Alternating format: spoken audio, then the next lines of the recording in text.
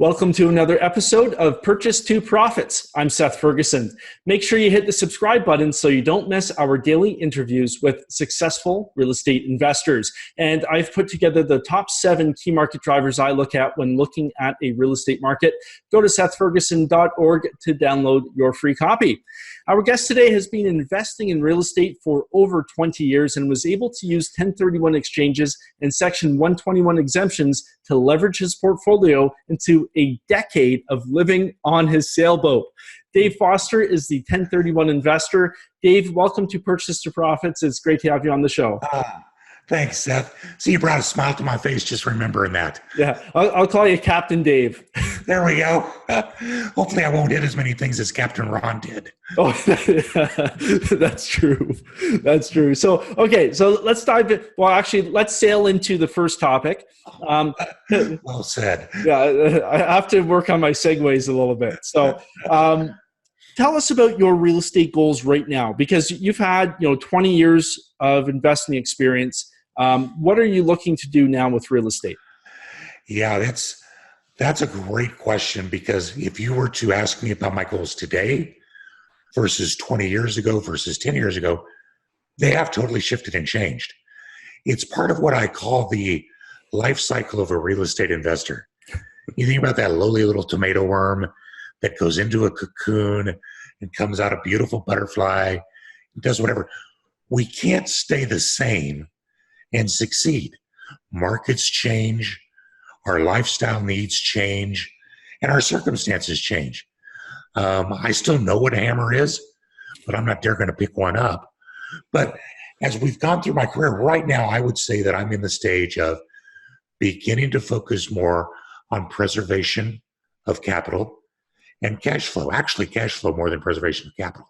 So in the initial stages of my journey, it was all about growth. And of course, you and I know all the cowboys out there. We've done it. How much can I leverage? How much can I roll the dice? My poor wife has heard more than once the words, "Babe, let's go all in." We don't do that anymore.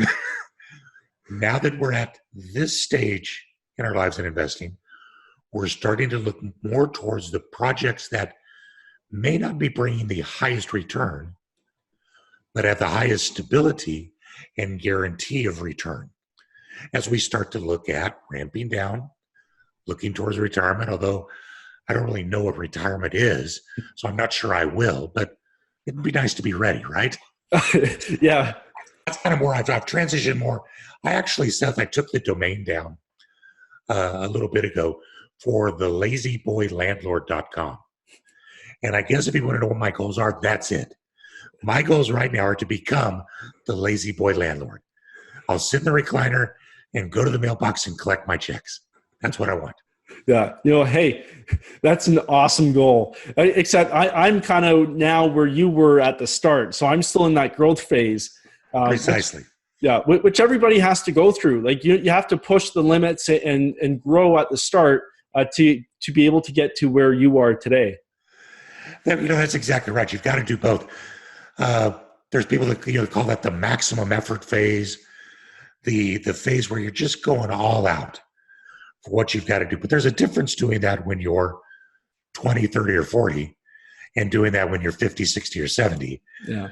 And unfortunately, we all remember the dark days of 2008. I was in Florida during that time and knew people, the 75 and 80-year-old baggage clerk at the Publix grocery store, because he was trying to be in the aggressive growth phase when he needed to be in the preservation cash flow phase. So in my mind, it's the mix, not only of recognizing good deals and knowing them, but which good deals are going to be appropriate for you at where you're at. There's a great, I'll see if I can butcher this analogy up. There was a great book written, I can't remember the name of it, but it said basically, ask these questions. In light of what I want to do right now, in light of where I've been in my history, is that a good decision? In light of where I want to be and go, is it a good decision? And when you ask those 3 questions, you start to really see and focus in more on what the right decision is going to be for you. Yeah, no, I like that. And so for yourself, at what point did you realize that it was time to switch gears? It was remembering the pain of the dark days and saying, yeah, it's not worth working through. There's actually been a couple points in that. I would say most recently, as kids started to leave the house and we started to see university bills coming in, it's like, whoa, this is time for a sea change. I like that. Well, it's true though, and like you said, life circumstances change, and and like you said, now you're focusing on the cash flow. Whereas a guy like me, I'm still looking for that capital growth phase, and not so worried about the cash flow. Yeah, absolutely. Yeah, and so what would you say your biggest challenges now then with your portfolio? Well, obviously with anything, and this is the world that I live in business-wise, the 1031 exchange, it's very easy to work hard for years and years and years.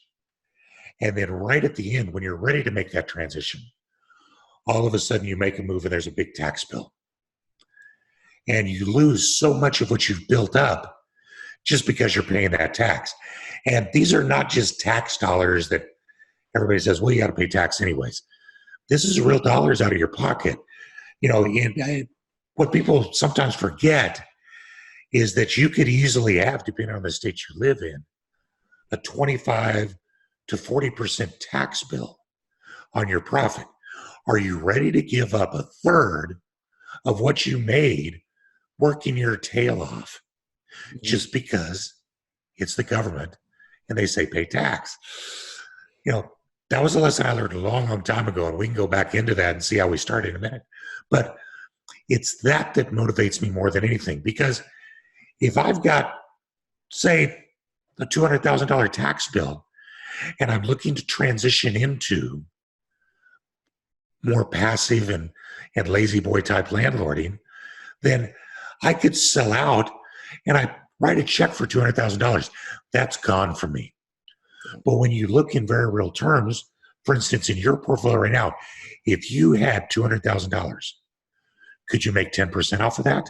Oh, absolutely. So that is a very, very real $20,000 a year that I no longer have to spend. Yeah. That buys an awful lot of vacations and books and tuition. So yeah. I'm highly motivated to try and keep that, because the other factor with that is the compounding impact.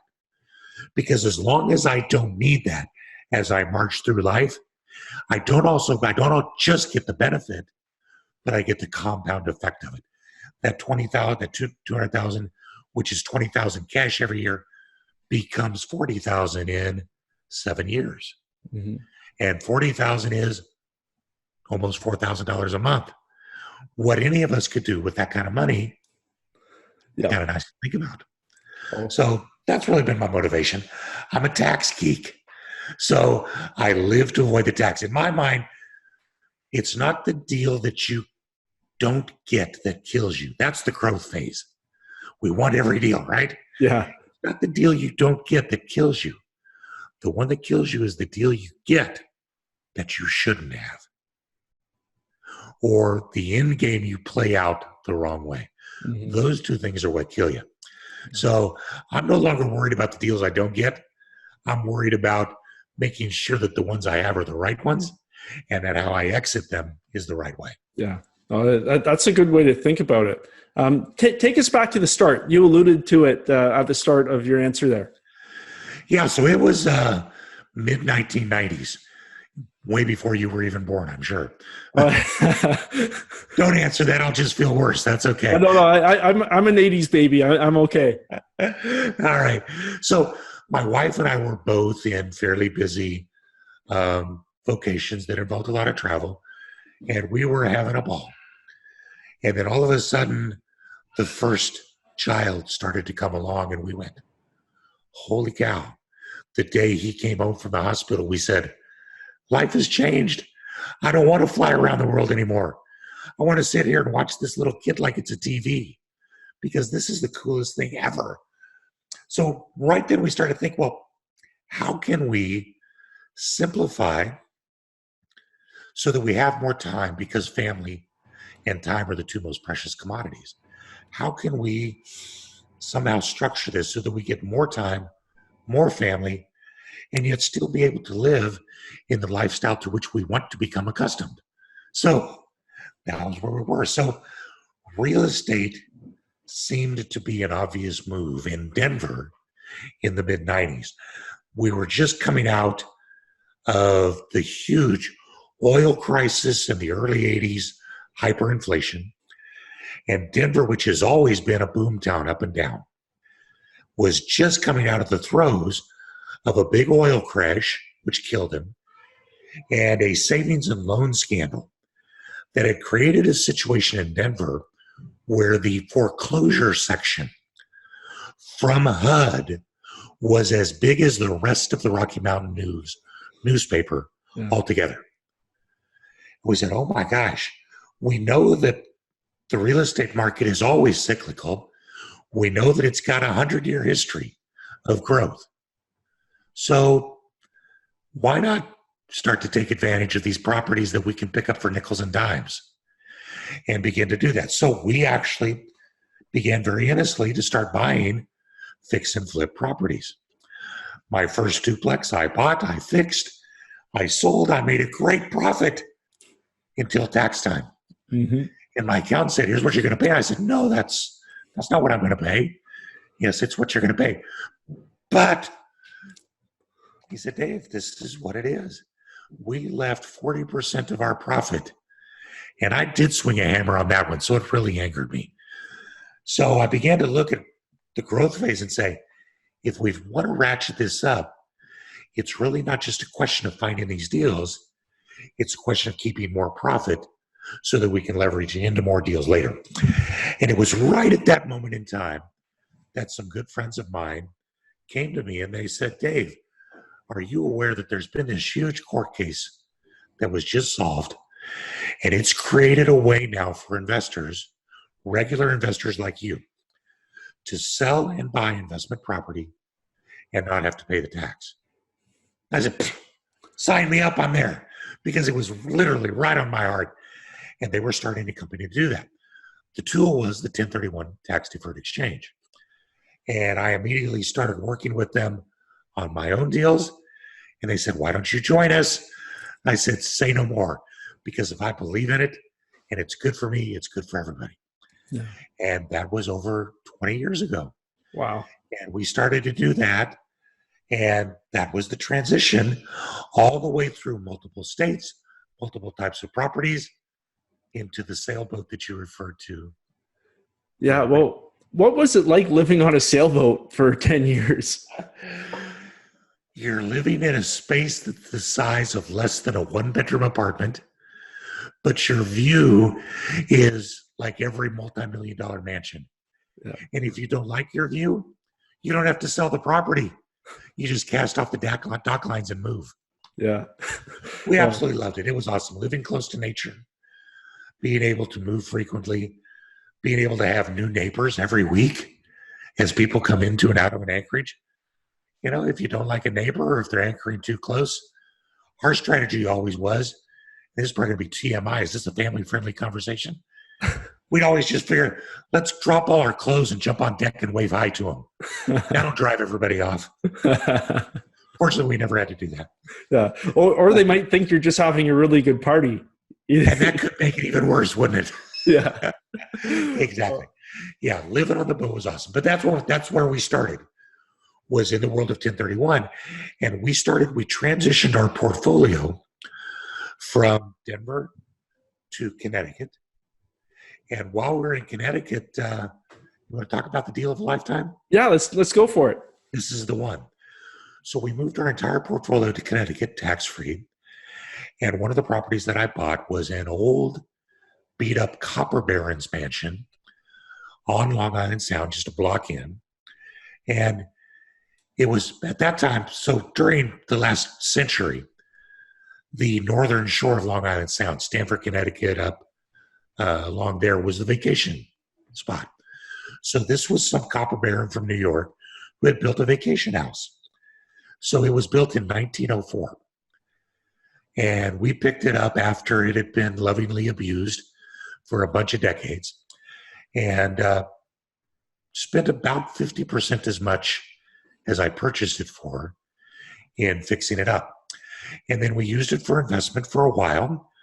And then as we were starting to transition to Florida, we decided to move into it. And the reason for that was that up until we moved into it, it had been the subject of a 1031 exchange. It was investment property. So we had transitioned tax deferred money from Colorado into that property. And when we moved into it later, we converted that property from investment into our primary residence. And that's where the 1031-121 confluence comes. Because while 1031 is only for investment property, and you only get to defer the tax, and you have to purchase new investment property, with the 121, which is your primary residence, at that time, this was prior to 2008, all you had to do was move into the property, live in it for 2 years, sell it, and we would get the first $500,000 in profit tax-free. No strings attached, tax-free. So that's exactly what we did. And so when we sold, we no longer had to purchase investment property. We no longer had to defer the tax. It was gone. And we used the proceeds to go buy a boat and a couple of small multifamilies in Florida. That became the germination for the next growth phase. So basically, I took an off-ramp in the middle of my career, and we moved on the boat. Meanwhile, the other multis started to grow again. We 1031 them into a large land deal in the Midwest, and now we're selling out of that. So I was able to actually kind of take both exits and keep some growth going while stepping off onto the boat. I like that. I like that a lot. And the key thing is because we have lots of beginners that listen and watch the show. The key thing is everything you did was perfectly legal. That's the crazy thing. The letter of the law is a beautiful thing. And my accountant, he keeps threatening to fire me every year, but he's a good guy. Call him Turbo Andy. Turbo Andy does not let you stray outside the TurboTax guidelines. It's a question of knowing the tax code and being able to apply it. And that's why I go all the way back to 1996. This was so huge because the 1031 exchange has existed since 1920, but it did not exist in a form that was readily usable by normal investors. First of all, it was basically done for farmers and heavy equipment operators. And secondly, it was all designed around a simultaneous swap of properties. Well, that's going to be awfully hard to come by. And think about our investors today. We're selling in California and buying in Florida. We want to sell the property and then go look.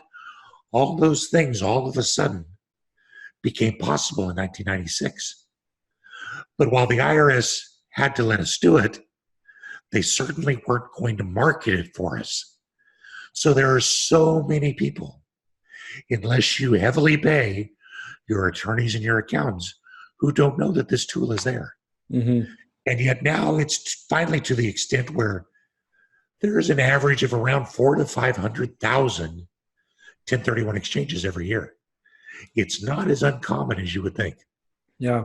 And, like you alluded to before, tax is one of the biggest expenses, if not the biggest expense we have when even if you're working a regular day job, you're paying so much tax, right? That's exactly right. Well, it's kind of funny. We actually had this conversation over a cup of wine. We're going, where did all our money go last year? You say, look at my paychecks. I made great money. Where did it all go? And you start to look at groceries and tuition and all this stuff. And you go, well, okay, that's a lot, but that doesn't cover it. And then you start to realize, wait a minute, about a third off the top went to the government. Yeah. Right off the top. And what's really fun with where I'm at right now is that I think it may have been Benjamin Franklin that said there's only two things sure in life, death and taxes. Yeah. Well, I don't agree with him. I know I'm going to die, but taxes in some forms are going to be optional. And that the way that the 1031 exchange can be used, the way we're using it is we are going to continue to defer until we finally pass away. Now, that's going to be involved transitioning from active investing to passive investing, from maybe single family to multifamily to commercial, wherever it is where the best deals are going to be. But we will keep doing 1031 exchanges until we finally pass away. And when we pass away, then our heirs are going to get the property at what is called a step up in basis, which means the tax disappears on the day we die. So believe me, my kids are cheerleaders for us.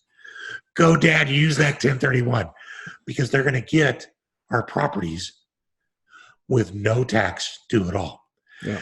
And it's so fun to watch some of my intergenerational clients that are now on their third generation of tax deferral. Grandpa deferred until he died. His dad got the properties and then started doing his own 1031s as profit came. He passed away, and now his children are starting over again. And each time they start over, they're starting over without paying tax. Yeah. No, and that's exactly how you can build that generational wealth we're talking about, by passing it on and avoiding that tax bill, because it takes such a big cut of your profit. That's exactly right. So that's the key to our strategy. Now, back to the greatest deal of all, I'll give you can actually go see this house if you want. After we sold it, it became a movie set. Oh, cool. Or a blockbuster major motion picture that was literally so bad, we didn't get a chance to see it before it left the theaters. But if you go watch the trailers online somewhere for a movie called Reservation Road with Joaquin Phoenix and Mark Ruffalo, that's the house that bought my boat. That's pretty cool nonetheless, even though the movie tanked. It was a horrible movie. That was made only better by our next door neighbor, who we had become good friends with, who thought she deserved a share of the profits. Oh. And when they refused, she decided to put up a Thanksgiving turkey, one of those big blow-up things. Oh, no. In her backyard during Halloween. And then she cut a tree down in her yard during filming. So they had to shop that out as well. So fun to hear about the feud, but by that time, we were off sailing. Yeah, that's right. Well, okay, so let me ask you this. Over 20 years of experience, what sort of routines and rituals have had the biggest impact on your success? Consistency of the search.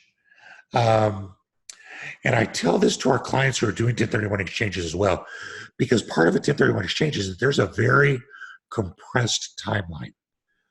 From the day you sell your property, you only have 45 days to produce a list of your potential replacements. That's not a lot of time.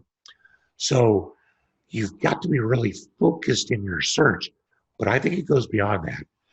I think you've got to have a really good handle on your market even before that, because you want to be able to recognize a good deal the second it pops up. And the only way you're going to be able to do that is if you study your market every day, every week, every month, to know not just where it is, but where it was, so that you can predict where it's going to be. So for me in the old days, it was publication after publication. Every area newspaper, every real estate section, every article written on real estate. It's really a lot easier now. You just jump on the computer, right? And you go to Zillow and Redfin and Trulia and LoopNet and still the local publications as well, so that you know exactly where things are. Because when a buying opportunity comes in busy markets like we've got now, you don't have a lot of time to do due diligence. Most of it needs to be done. Yeah, I would say that's the single biggest thing. My wife will know when I'm going through a stagnant phase, because she'll say, "What are you looking at these days?" "Yeah, nothing." She goes, "What are you seeing in Gainesville on Zillow?" "Yeah, nothing." She goes, "You're not buying anything, are you?" Because I'm not searching. I'm taking a break. But well before we're ready to buy, you can bet I'm going to know where every property has been and where I think it's going to go. Yeah. That's the one biggest encouragement I would say. Yeah. No, that's a really good tip for sure. And, how would you, just because you've seen so many different market cycles, what sort of advice would you give to somebody who's maybe a beginner or intermediate investor in having that long-term approach and not just worrying about like tomorrow or the next day and the market crashing? Oh my gosh. That's preaching to my heart, Seth. Because you're absolutely right. The single biggest piece of advice I give to myself, and I wish I would have said, that's one thing I always said. So Dave, take your something old self. If you were talking to yourself 30 years ago, what would you say? That's what you're asking. And here's what I'd say. Don't worry about getting it all today. When it comes, if it comes later, and it will, it always comes faster. When we are starting out, it's so easy to get impatient because that first deal makes you this much. Mm-hmm. Well, the second deal is going to make you a little more. The third deal more. It's not going to seem like a lot at once. It's like the old guy who said, asked the kid, "I'll give you $1 today, or I'll give you a penny doubled every day for a month. What are you going to choose?" Yeah. All of us want to say, "Give me the dollar, give me the dollar." But if you take a penny a day, doubled every day for 30 days, you get a lot more money. Yeah. That's how your real estate investing career can go. It's going to feel slow, tiresome, and labor intensive early. But if you're patient and you do it right, the second half accelerates like crazy. If you don't do it right, you go back to start. Do not pass go, do not collect $200, and you start over. That's why the fatal words, "I'm all in," don't ever say. Yeah. No, I experience with that. Yeah, no, I think too many beginner people just entering the market, they don't have that long-term view. They're always so worried about, oh, well, everybody says the market's going to crash tomorrow. Well, like think about it, like you said, like one step at a time, and it'll kind of snowball, right? All right. What's funny, Seth, is these same people that complain because the market's so high and it's going to crash. What's the best thing for them? They don't have buying opportunities. The absolute best thing would be a good crash. Mm-hmm. Don't tell anybody I said that. Yeah. But in many ways, that is true. The success of people over the long haul depends on a cyclical nature. If all it does is go up, breaking in at the beginning is going to be always a challenge. Mm-hmm. It's waiting for that fallback, that retreat, so that you've got buying opportunities. There's so many forums and podcasts I'm on these days where people started investing 6 or 7 years ago. They're doing awesome. Mm-hmm. Do you know why? Because they're reaping success off the backs of a bunch of my former clients who were doing the same thing in 2005 and then lost it all in 2008. Mm-hmm. So without that, these people wouldn't be able to buy. Yeah. So a good real estate crash every once in a while is not a bad thing. It just hurts for a while till you recognize the opportunities. Yeah. No, that's very true. So I know we've alluded to it throughout our conversation, but how would you say real estate has had an impact on you and your family? I come from a long generational line of farmers. So dirt and land has always been it's security. And when you go back through the history of time, there's two groups that have always ruled the world: the bankers and those that own the land. Yeah. And, we can hate the banks all we want, but they never lose. So I'll never bet against a banker. I'll never bet against anybody that owns land, because as long as you have land, you have control, you have freedom, and you have security. Yeah. So how has it impacted me? First of all, it gave us that sense of security that we can step out and do other things, knowing that our foundation of our wealth, of our family is secure.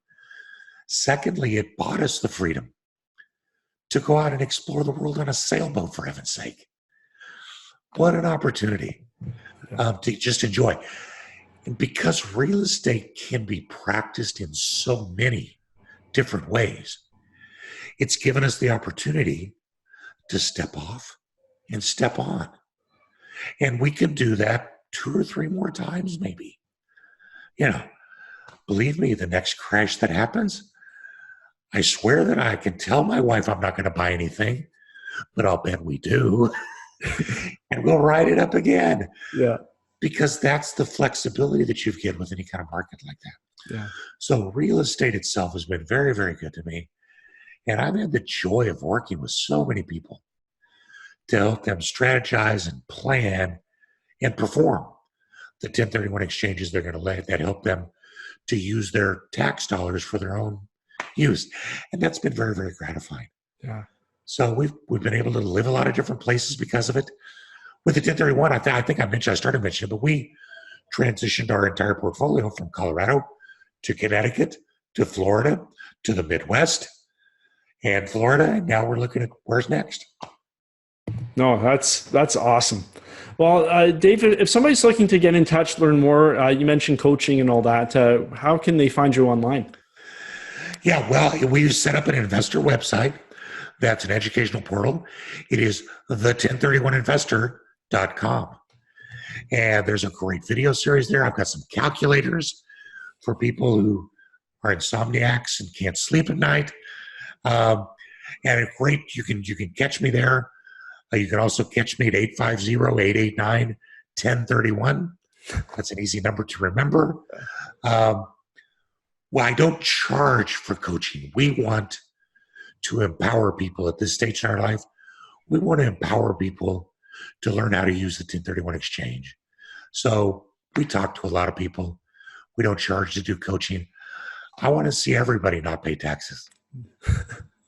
Well, that sounds great. Well, I just want to say thanks so much. I really enjoyed our conversation today. Absolutely my pleasure. Yeah. No, great being with you. Pleasure was all mine. And to you, our viewers, I wish you well on your journey from purchase to profits. See you next time.